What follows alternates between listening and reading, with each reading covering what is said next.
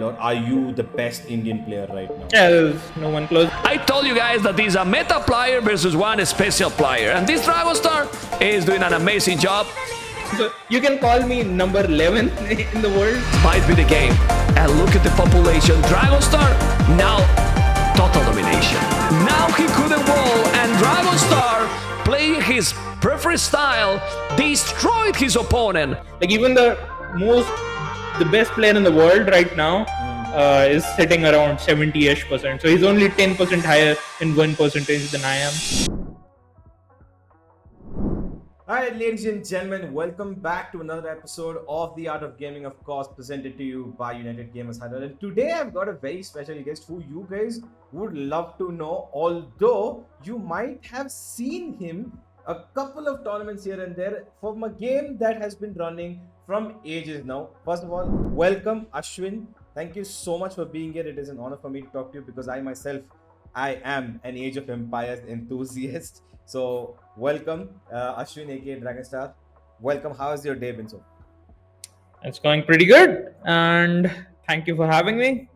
It's gonna be hopefully pretty exciting. Hopefully, yes. This is like one of my first interviews I've ever given. Oh, really? New experience for me as well. Yeah. I mean, I honestly think that, considering how, vast esports in general is across the world itself, there are so many games that there are esports scenes for, but end up going under the radar sort of, especially in some, you would say on the lower end of niches because they're more popular games and stuff like that, right? But I do want to ask you, you are playing a game that has been, I would say, probably one of the longest standing esport titles in the history of our world, right? So what is it that attracted you to compete professionally in Age of Empires?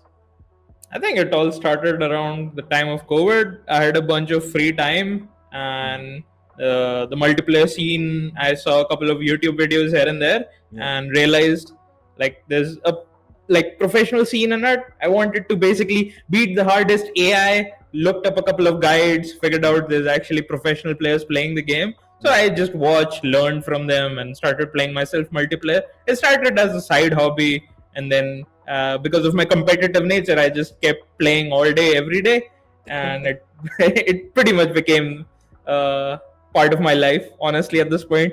I think I started around 2017, so it's been like 7 years or some shit, and this is just it's pretty addictive at this point. So it's just part of my life now. I agree. I think being somebody who's also been very fascinated with Age of Empires, I think I first played it around 2011 or 12. When I had one of those potato PCs and Exactly. back in the day. So this has come from the time, of course, when people used to play World of Warcraft, and that's the time around when people came around with it, and the first initial editions of Age of Empires. Have you played that, or were you more into the Yeah, of course. I played all the demo versions. There was like a comic you had to subscribe back in the day. I remember, yeah. where you had demo versions of CDs, and Age of Empires was one of the games in the back of that comic. And then you have demos. You can write to the Gamer magazine in their post. They send you a CD or demo and whatever. So I was just into all of that from my early childhood.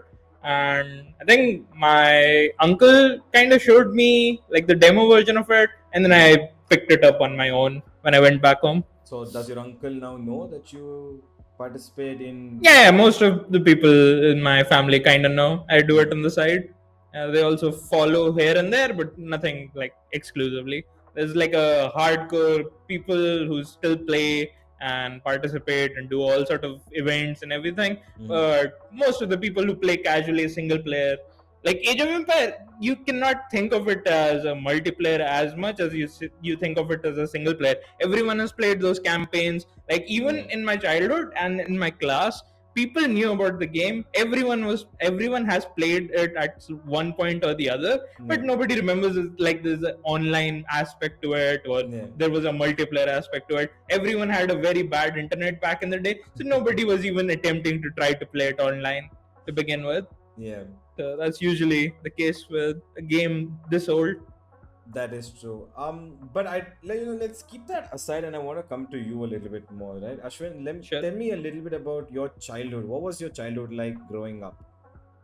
I mean, uh, be more specific. What do you mean, childhood? Let's say in general, like, how was your school life? Were you surrounded by games all the time, or was it like, Yeah, pretty much. Gaming has been a part of my life basically from my early, like not as much as multiplayer stuff because again, you had dial up and that's the extent of it. Downloading games, just forget about that. So all of my games came in CDs, floppy disks, and all of that. I'm like early 2000s. I've played basically every single game you had known, pirated or non-pirated. Like it just any method. Like if there was some big title coming to the launch, we were just gonna have it. Like a bunch of us friends in the school just passed around games with each other. That's usually my start of my gaming, as you can say.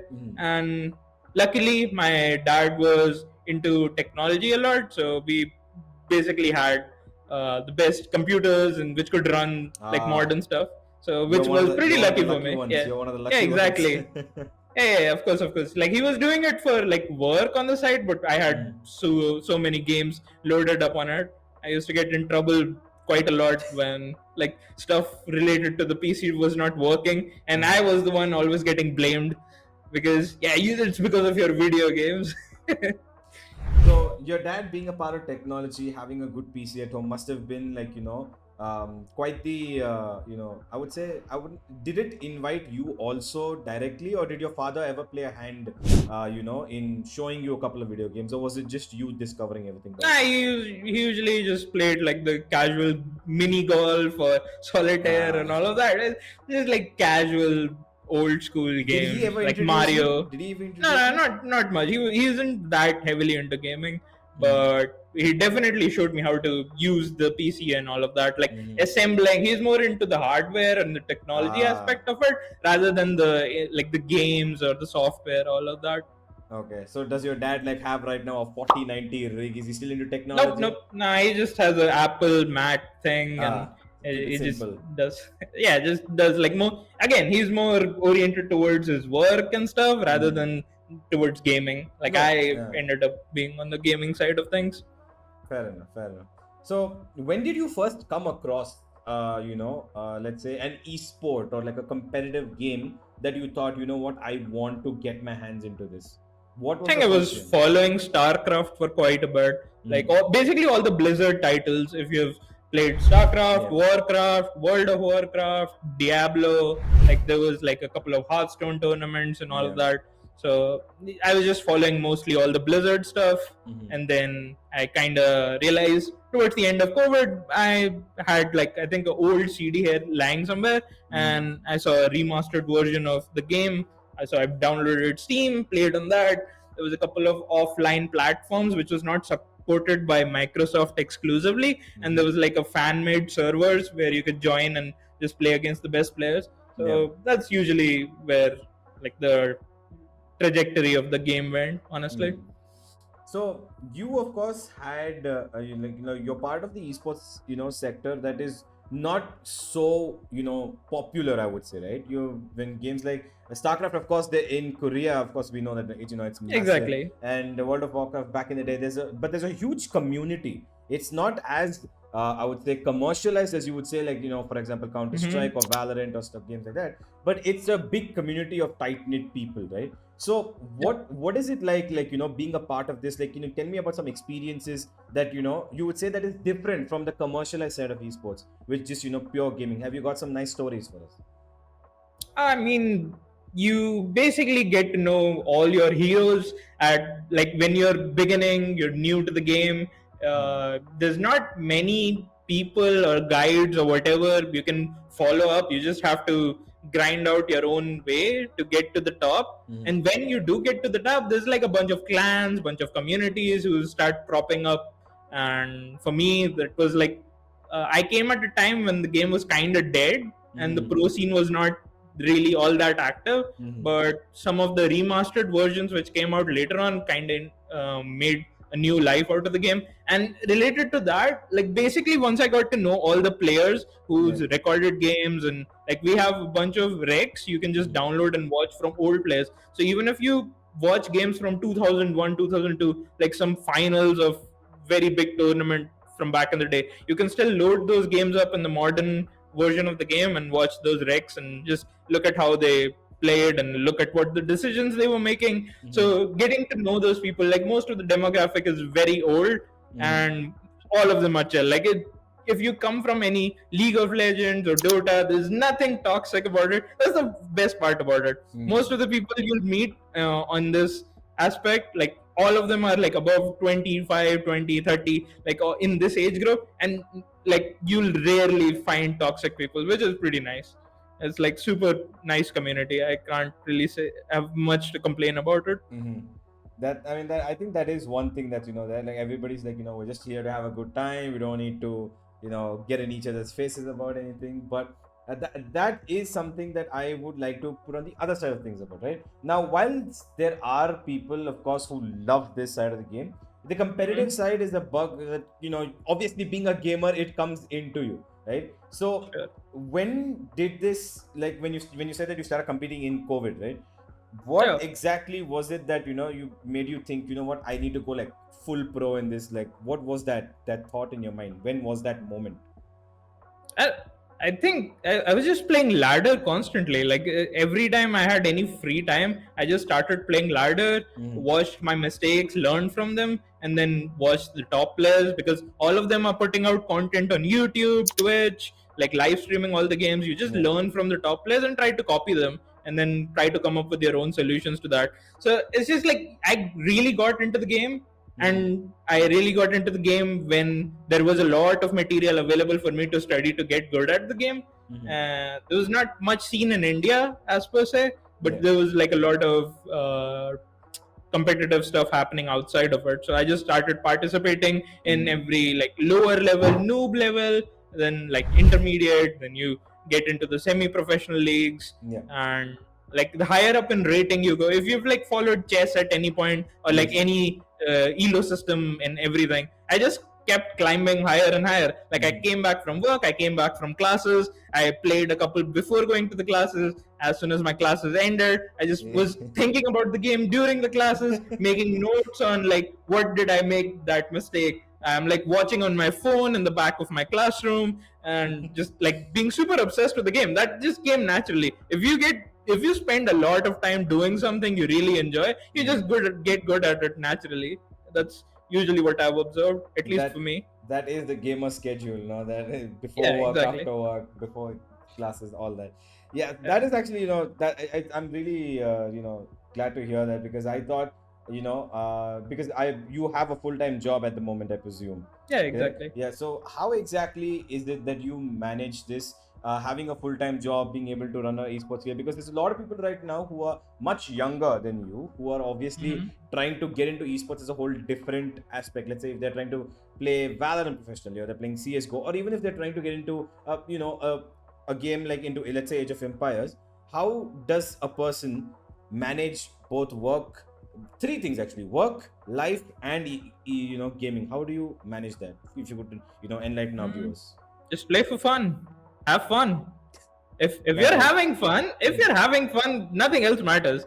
Playing video games should be for fun. That's what I feel. Like if you're having fun, if you're not having fun, you should stop playing. Just do something else. Like that's what my philosophy on that is. But if you're talking in terms of like practicality, like you can't be just like all fun, no work.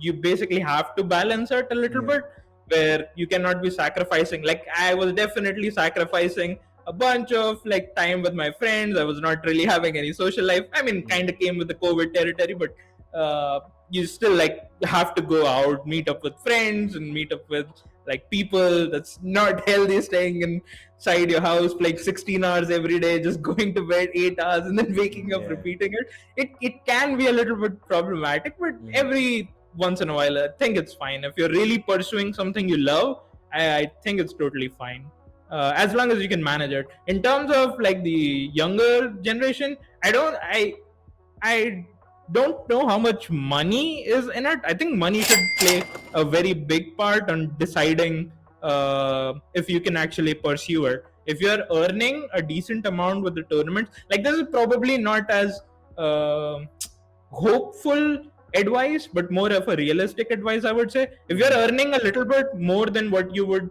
like my comparison was, am I earning enough in my game that I can actually like just quit my job and pursue it full time? Yeah. And the answer was no. I was not earning as much. If I decide to pursue it full time and sacrifice a bunch of time with my friends, a bunch of time like at my job, just quit my job or something, then I can probably make it. But that's not really something I want.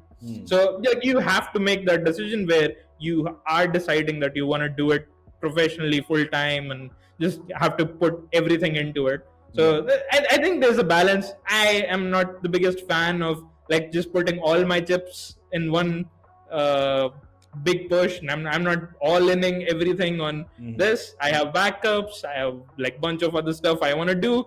Gaming is one part of my life. It is a big part, but it is not everything in my opinion. For me, for now. I think that's a very healthy mindset to have as well, because there's a lot of people now, like, they end up neglecting their education as well, right? Because they want to pursue they want to try and pursue esports full time. They want to try and get it done. They see the stardom, they see the life.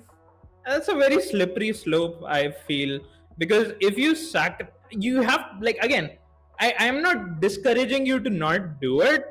It's just you have to be very, very careful. This is like such an easy path to follow. Like if you get a good degree, if you like just go to school, study more, get a job, and then you can do it in the side. Yeah. Like, if you are not able to manage, like you should be able to know by like you're 17, 18, you should be able to know that you're that guy who is going to be able to perform at the very highest level. Like there is a trade-off. Yeah. There is like no, like you cannot have like a life, you cannot have like a career and a gaming career at the same time. There's like one sacrifice that has to happen. And in my opinion, I prefer the balanced style more, where I'm just probably not quitting my job, but I'm just taking some time off during the big events where like there's tens of thousands of even hundreds of thousands of dollars, like big LAN tournaments. I have to travel outside the country to attend those events or something. Like, so for those, for sure, I'm just gonna try to get into that. But for the lower side of events, for like smaller events, I'm just playing every 1 or 2 hours every day, or like at this time, this is tournament season, so I'm probably playing. If I have any free time, I'm just playing 6-7 hours every day. Like not really going outside as much, but it just depends. Like it goes up and down for sure. So this, of course, being the balancing of your life part. But I do want to know about on your personal side, has there ever been any difficulties when it came to gaming? Like, for example, did you ever have any trouble that your parents didn't understand, or stuff like the usual stuff that goes on with it? I was pretty lucky on that. My parents were pretty understanding, which is very weird because, of course, this is not the case at all with 99% of the people. Yeah. Like, my deal with my parents was, if I'm doing well in my classes, I can play whatever the hell I wanted. So I just passed my classes, I did my degree, I got my job, and now I'm free. Like they next is probably get married, give us kids or something, and then you're free. Like, you're never free. It's parents. Yeah. They'll always be on your ass for something. Agreed. That is true. But that's actually pretty good that your parents were able to support you, as long as you get grades and you're able to don't skip school, don't skip classes. Yeah. Just show up. Like, it's not as difficult as people like take it to be. Like, if you find something you enjoy, you can manage it. I believe in people. Have there been any other games that you've tried, like to go pro in? Like, have you tried an FPS genre, or have you tried any other thing? Not really. I suck at FPS. I'm like super garbage. Like, I'm just getting carried by a bunch of my friends, and they are always flaming me. What other games do you play? Mostly single player, multiplayer, StarCraft 2 a little bit. I do Hearthstone. I play a little bit of Warcraft. Like, mostly RTS, Command and Conquer. Yeah. And like, I've been playing that new one, um, Frost Giant one. Mhm. I forgot the name. think, Frost Giant games. I played the beta version. They're gonna be releasing it soon. Uh, Stormgate. That's the new Stormgate. one. Alright. Yeah, Okay. that's the new one. So have you tried going pro in any other RTS title? Mostly Age series. I was playing Age of Empires 4 and 3 for a little bit, but Age of Empires 2 is my bread and butter. Like I just prefer the mechanics and all the system and that more. But I did participate when I was in earlier years. I did play Age 4 and Age 3 as well. Have you seen any of the newer generation right now coming towards your side of the community? Like, have you seen any younger people taking interest in Age of Empires 2, trying to play competitively, or has it always been the case that the people are who are the older ones who keep coming in?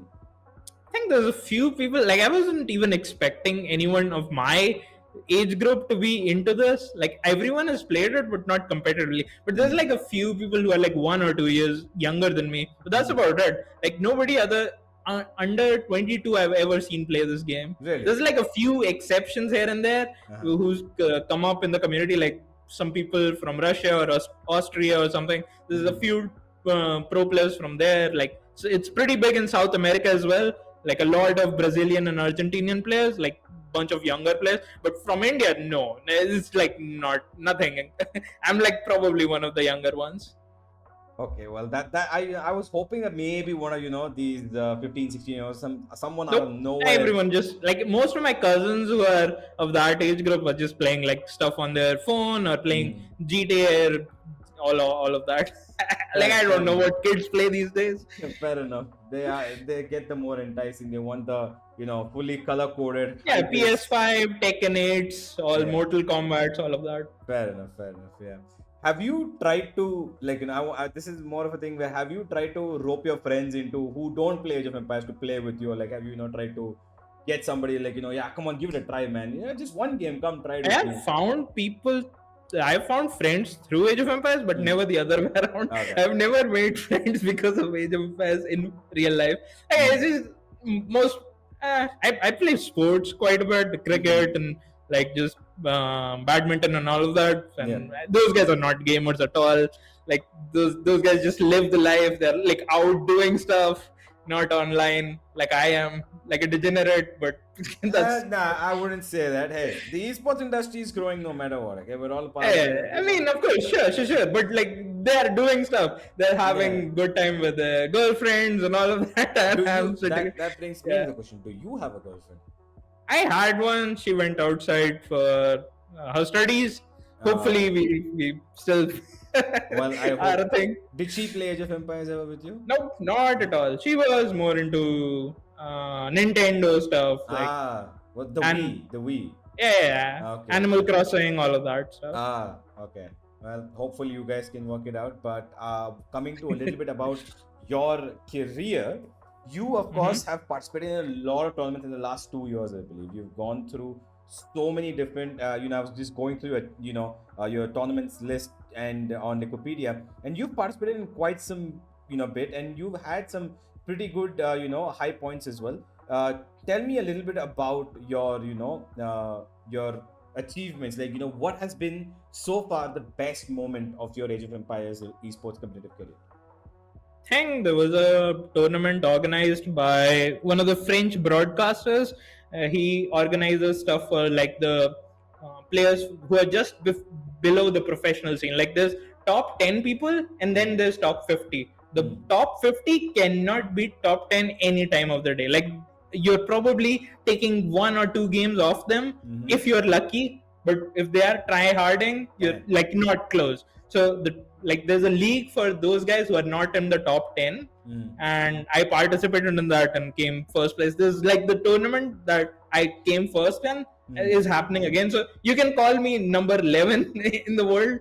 Right now my ranking is number 17. So it's I'm doing my best. That is not an easy thing to achieve, especially I know that the skill level required, the brain power required to play a game like Age of Empires, because I've tried to play it, and it's very hard for me because I don't think, considering my ability to play other games, I have the patience level to play out the game. Yeah, it's just a different genre, right? Like, Yeah. if I can't play FPS for the life of me, like if anyone is like telling me you have to win this one round against the easy AI of CS:GO, I cannot beat that player. Like, I cannot beat that bot. I'll just die in the first shot. So it's just a different skill set, right? Yeah. I've developed, like, my skill transfer doesn't go across genres. Like, if somebody is good at FPS, he's basically good at all the titles, like be it be CS:GO, Valorant, all the Rainbow Six, all of that. But I just cannot. For me, it's mostly my RTS. I want to ask thingy. you. So there is, of course, the casual player base of Age of Empires, of course, is there. Mhm. How high is the skill difference between a casual Age of Empires player and, let's say, somebody who's at your level? Like, what's the skill difference like? I think chess is like a easy translation to give to. If you follow like the international master, grandmasters, super GMs. So the top 10 are super GMs. I'm sitting in GMs, and the guys who are single player are like 100, 200 elo. So, like, if you're getting new into the game, you're probably starting by 800 elo, which is what you get by default. Then you lose 10 games by default. You're never winning those 10 games when you first join the game, and 99% of the people quit. That's their multiplayer experience. So the barrier for entry is very, very high. You have to know a lot of things. You have to actually be dedicated to just die a lot and then still try to overcome, like, the modern era. Basically, not let the game get Exactly. You're just gonna die a bunch of times and then learn from that. Like, nobody gets good. Like, even my win percentage is close to 60%, which is, again, on the higher end of things. Most of the people are sitting around 45, 50. That's like the casual average win percentage of the top players. Like, even the best player in the world right now is sitting around 70-ish%. So he's only 10% higher in win percentage than I am. So, speaking about the best players, of course, you must have looked up to somebody, right? Who was your idol while you were trying to establish yourself? The Norwegian player, the Viper, the best in the world, was best in the world for last 10 years. Recently, he's been overthrown by one of the upcomers, the Canadian Hera. So, like, if you followed the scene a little bit, those guys have been dueling it out for the last couple of years, and Hera came out on top. He's just been grinding it out. The rivalry between those two was always apparent. Like, Viper was just killing him every single tournament, and in the last 3 years, Viper has yet to win a tournament. Like, both of them always reach the finals, and then Hera starts beating him. So it's just been very dominant by him. Have you ever played against them? Have you ever had the chance? Yeah, I've got a bunch of my awards. I have played, I have won, but again, as you can say, like, it's ladder games are totally different than a tournament setting. In tournament settings, I have not beaten them yet. So, have you ever got the chance to travel to play Age of Empires yet, or is that mostly locally, not internationally yet? Okay. I participated in qualifiers. I got to the last stage, and then I lost. So, like, there have been very close calls where I could get to travel, but there's always the travel part of the LAN thing is kind of recent. So maybe I get more opportunities in the future. That's usually my. This actually is one more thing that I wanted to show. So I know that it's it's kind of a single player ish game. But have you ever been part of a team, like, for example, where you had to play with other players to try? Yeah, for sure. Yeah, so can you tell me a little bit about that? Because Age of Empires, a lot of people see it as you need to build it out, you need to be the one doing it. But what's it like in a team setting? I've been part of a couple of big, not teams as per, because there's no professional scene. There's only one major org which only supports the game. Rest of them, there's nobody other than those guys. All of the other guys are just individual sponsors and just private clans which have no backing. You just call yourself a clan and then you're the team. But there's only one who have the top, out of top 10 they have 5 people. So imagine playing against the top 5 players in the world, and they're professionally supported. They get a salary, they're supported, they're promoted, they're the face of the game basically. The number one, Viper and Hera, are both part of that org. So and they keep battling out against each other. exactly, like they're clan mates and they're Win-win fighting. situation, Yeah, basically. For basically win-win situation for the team Mm. and for the fans of the game, of course. Like they just keep getting the bar higher and higher for us to try to keep up with those guys. For me, like I've been part of a couple of teams, like just like normal clans here and there. Couple of Argentinian teams, couple of Brazilian teams, couple of European teams from Germany, and then there's like a couple of Indian players who play like Nations Cup together. So there's Yeah. every 3 or 4 years there's a Nations Cup that happens where all the countries participate. You can I just think root one for was your own. last year, right? Exactly. So there was one last year where a bunch of my friends, all of us participated, and we came second in the silver group. Yeah. Yeah. I think I remember seeing that on your list of achievements. So that being said, I'm glad you brought out the Indian players. How many Indian players are actually playing at your level, or are you the best Indian player right now? Yeah, there's no one close. Like one of the guys who came recently in the past 1 or 2 years has caught up very quickly. But yes, like he's also just playing it for fun and casually. All of that, he's not that dedicated to it. He just plays for fun as well. So me and him just are pretty friendly with each other. Ashwin Kumar is the best Age of Yeah, Empires for Go sure, player. for sure. Ah, Yeah. That's I mean- a thing I'm pretty sure you must be proud of. There's not much of a scene so there's not many people playing. Are you gonna be proud of something? There's not a lot of people who are playing it to begin with. To be fair, Like if it is the fact that you are representing your country. You are the best player that's there. You're among the top 20 in the world, which is not an easy task, especially because this is a game that I agree is a lot popular on the outside in terms of community wise. But even then, I think you are standing strong and raising a flag for our country, which is something that I think we should all be proud of. Participating in so many tournaments, and hopefully, I also hope that in the upcoming tournaments, hopefully within this year itself, you are able to get a chance to travel and participate and represent India out there. But speaking of international tournaments itself, what's like just to give our audience an idea, what is like the AOE structure? Do you guys have like a major? Do you have like the biggest tournament? Like we have basically a bunch of content creators who have their significant event. So the biggest sponsor ever was Red Bull, who hosted a tournament I think 2 years ago, and it was in an actual castle. They hosted in an actual castle and the broadcast and all of that stuff. So I was hoping to get to that, but I lost in the last round of the qualifier and would have been able to make it. So that was like the big dream, and I think there's one happening this year. It's not announced yet. Maybe I'm just giving you exclusive insider information. Like there's been hints, the Twitter and all the Age of Empires stuff, they've been hinting at it's coming back because it's already been 2 years. So they might do it in Spain this year. So I might get to travel if I qualify. Quite the vacation as well, along with esports, right? Spain, Exactly. Ibiza, Barcelona.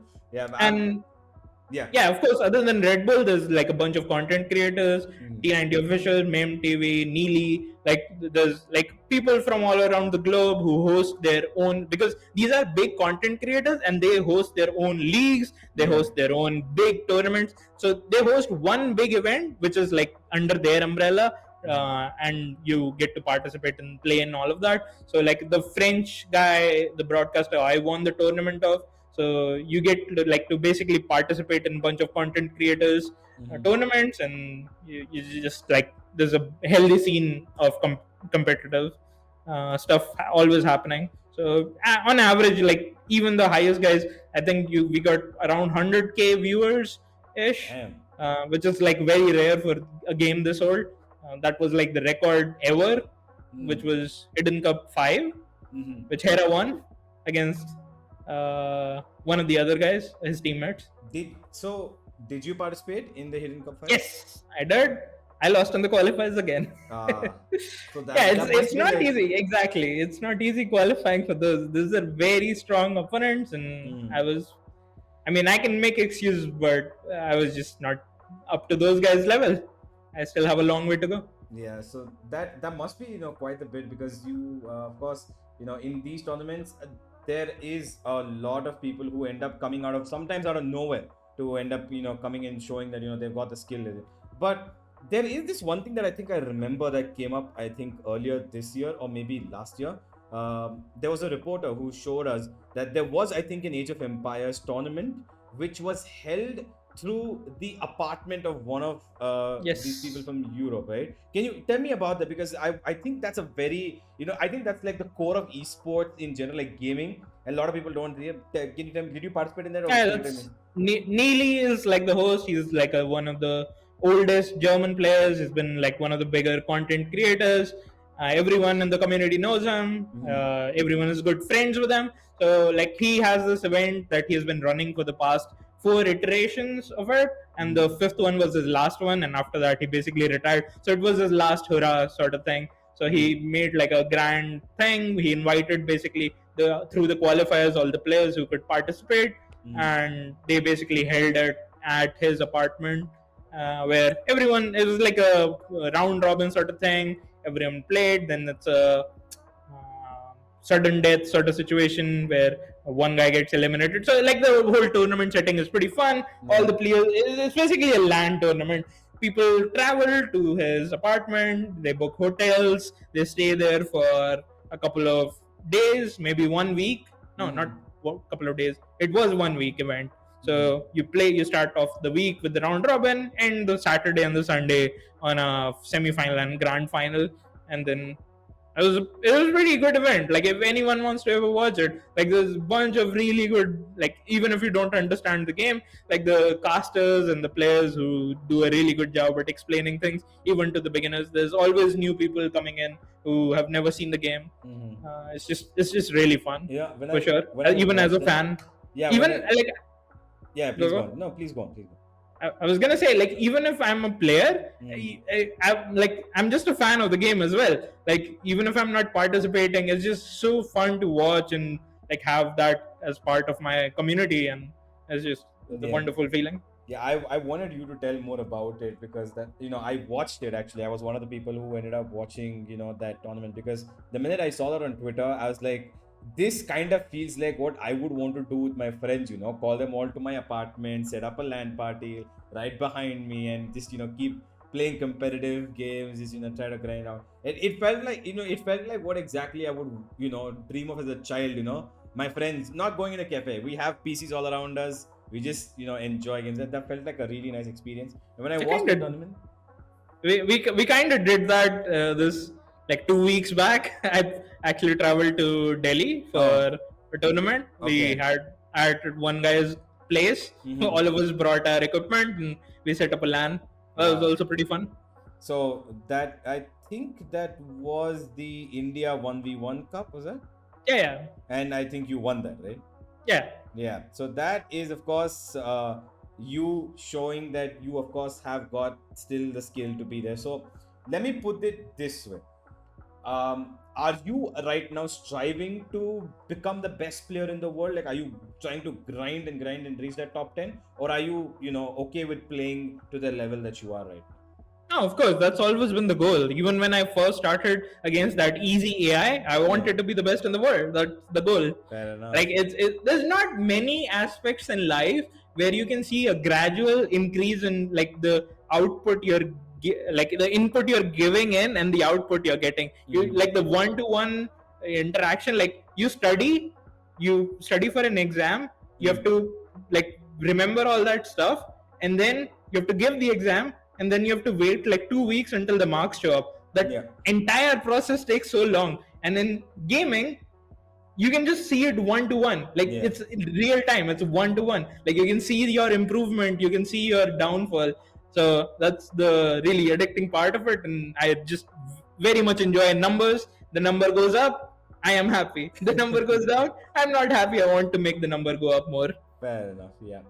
Let's talk a little. So this was all about your career, of course. Let's talk a little bit about the game itself, right? Now, there's a lot of people who, don't really know. They know about the name Age of Empires. They know that there's, a full franchise, the 8 series, but they don't really explore the game, right? So can you tell me a little bit about the mechanics of the game that you got attracted by, and tell me a little bit. Tell the people watching who might be watching this for the first time, who won't maybe try Age of Empires, what, like, how should they start approaching the game if they're a newbie? The analogy I would give is, if you remember the old games, the Farmvilles, the Clash of Clans, the City Builders, the Sim Cities, imagine that, but in real time, and you can fight with units. So you can just interact in real time, fighting against an enemy who is trying to build up his base at the same time. Or you can play Farmville. It's not really about fighting as well. There's the other aspect, casual aspect. You can make beautiful cities out of your editor. So again, it's very fun, even if like you don't follow the scene competitively. There's so much stuff. There's campaigns. You can go into the history of it. I got actually attracted. Like, one of the games I was allowed to play because of this was because you can just talk to your parents. This is history. I'm learning stuff. You can just lie to them and show them, like, I kind of learned a bunch of history stuff. 200 IQ, guys. 200 IQ. Exactly. You can just lie to them. This is education, not games. Exactly. This is not video games. So, like, yeah, there's a bunch of stuff. If you're into history, there's all the historical aspect. If you're into fantasy, like, you don't even have to follow the Age series. You can just go into the Age of Mythology. That has all the Greek myths, the Romans, the Egyptians, on all of that stuff. So it is like a bunch of content. Like, if you're a big fan of all the old school history and mythology, you'll definitely enjoy the game. That is hopefully something our viewers would love to know about, because I think Age of Empires is honestly a very cool game. Because a lot of people, I think, who are coming up now, the youngsters, they are attracted instantly by the colors of Valorant, the gameplay of CS:GO. You've got the FPS, then there's Dota, the Fortnite, the League of Legends, all that. Yeah, but the true advent of gaming, of course, I'm not talking about all the way back to Mario and the first invention of games, but I think those are fun as well. Those are fun. But I think the first ever real time a community was building, I think, was around the time Age of Empires started coming out, Warcraft and stuff like that. So I think people would really benefit. Now, I would say benefit in terms of entertainment and enjoyment by trying RTS games as well, because I enjoy them myself as well. Although yes, it's a little nerve-wracking at times when I'm not able to battle it out against the normal AI, but it's still fun. Considering that, there are a couple of questions I want to ask you which are on the other end of things, right? So have you ever, so have your friends ever challenged you for a game? For sure. No, all the time. I'm talking about normal, not the friends who compete with you, the friends who are casual players who are your friends. Have they ever challenged you for a game?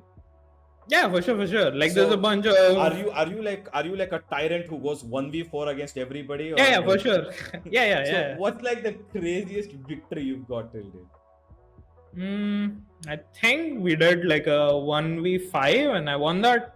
I mean, but again, it's just like the skill difference is too much. They barely know what they're doing and I know what I'm doing. So fair enough. So what about your competitive friends? Like, what's the biggest victory you've achieved against the people that you compete with in the normal days?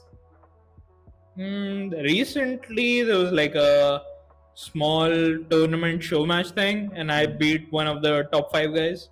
So if we have to compete in that, like, that's probably my biggest achievement in terms of pure scale. And in terms of like the prize pool and all of that, it was just the World Rumble, the French broadcaster OGN who organized that.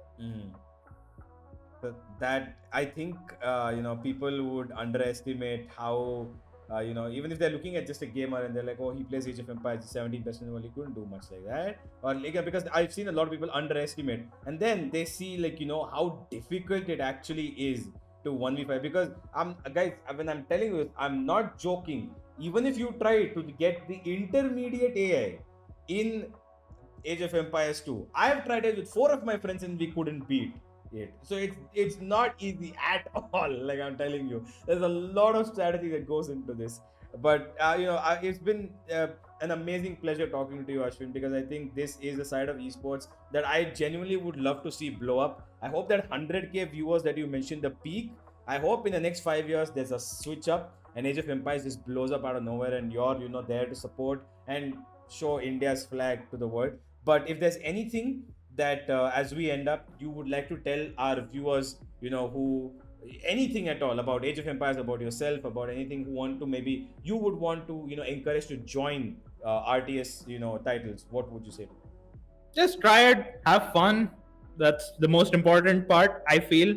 Like, give it a honest try, because I feel like most of the people who get annoyed by it don't really follow it that closely. Just be patient. It takes a little while to get building, but when you get into the rhythm of it, it becomes very addicting. You will basically jump into a time machine, and at the end of the day, like, it's already morning, like what I have right now. I started playing yesterday 8 in the night, and we are doing this 11 in the morning. So yeah, that's the gamer time. It is what it is, guys. The balancing work, life, and a It's a gaming. weekend. In my defense, it's the weekend. I don't have work Fair. today. I can Fair. just sleep all day, man. Fair. I can Fair. sleep. I can order in food. Don't have to work. Don't have to do anything. Fuck my friends. I'm just gonna relax in bed, watch some Netflix or something. This is what it is like to be a professional Age of Empires guy who also works and also has a social life, but also is among the best in the world, guys. Thank you so much, Ashwin, for joining us. This has been truly, honestly, for me personally, this has been an amazing experience to get to know somebody who's been playing at the level that I've seen, and it is great to know that there's somebody like you representing our country, and hopefully at some point, I hope that your recognition grows 10 100x so that we can see this side of the esports industry also come up. Thank you so much. Thank you.